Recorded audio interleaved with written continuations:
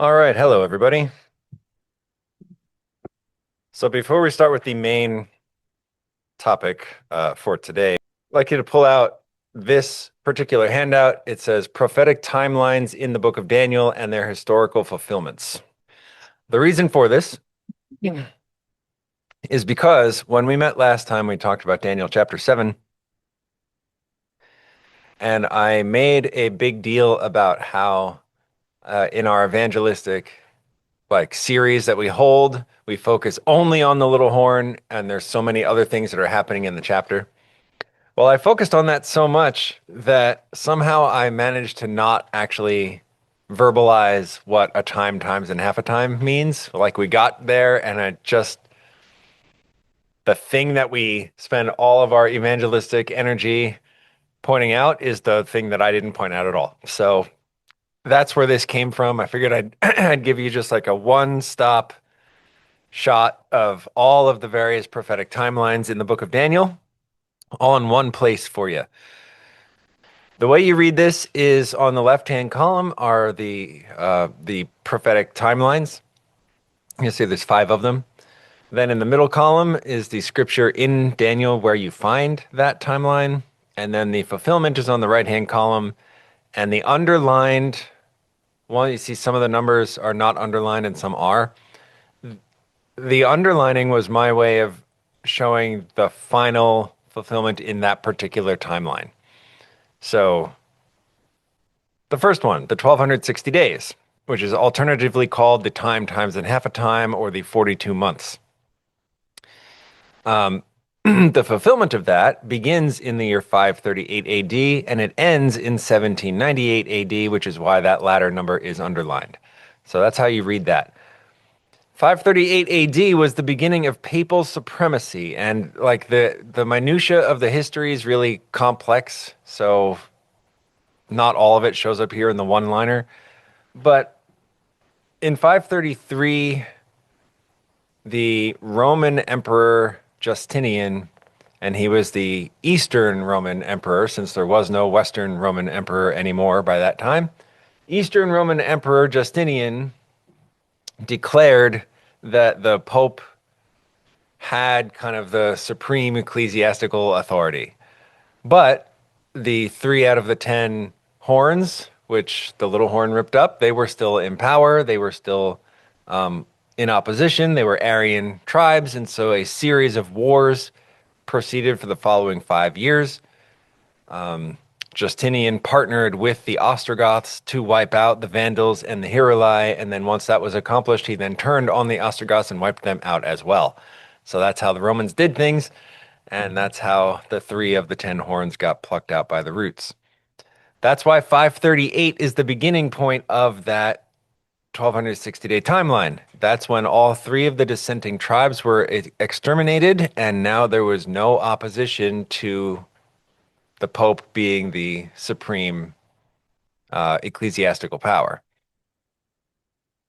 1260 years later, in 1798, that is the end of that power because the French Revolution was ongoing, and Napoleon's brother, Berthier, he was in charge of the army. He stormed the Vatican, took the Pope as a prisoner, and as a result of that, the Vatican lost what was up to that point called the Papal States.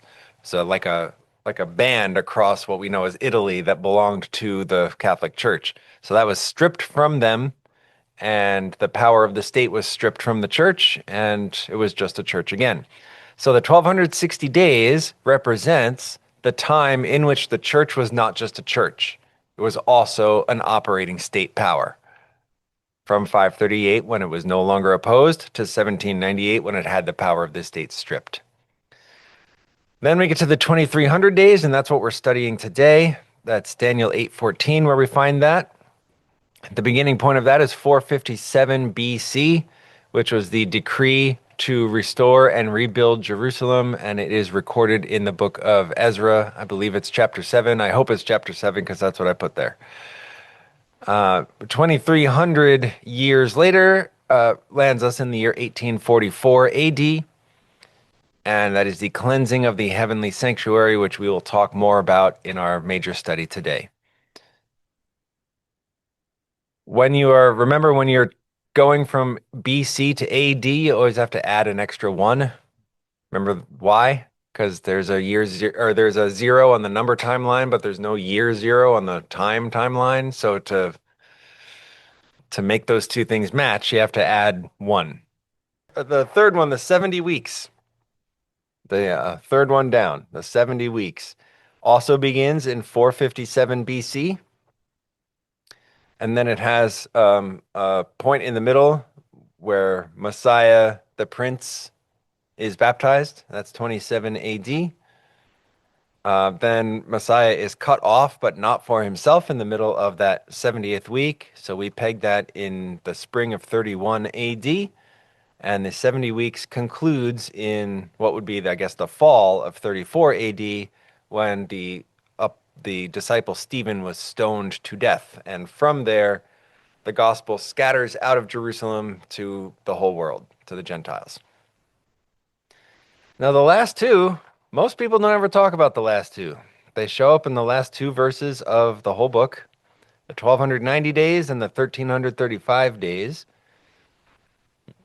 The 1290 days begins in the year 508 AD, which is significant because Clovis was baptized at that year. Clovis was the king of the Franks, not the king of France. There was no France back then, but the Franc people that later on became the nation of France. He was the king of them, and he was the first such secular king to baptize into Christianity. So that is understood historically as the moment the Christian church became militarized. Even though it's a little more complex than like, it's not like Clovis gave his army to the Pope.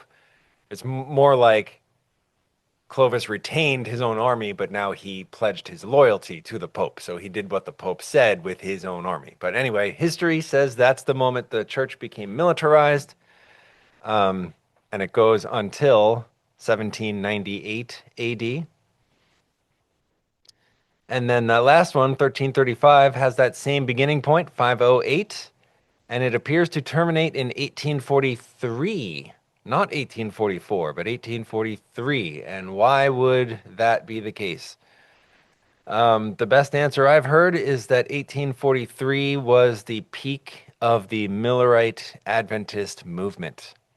That was what gained William Miller his most of his fame, was claiming that Christ would return in 1843.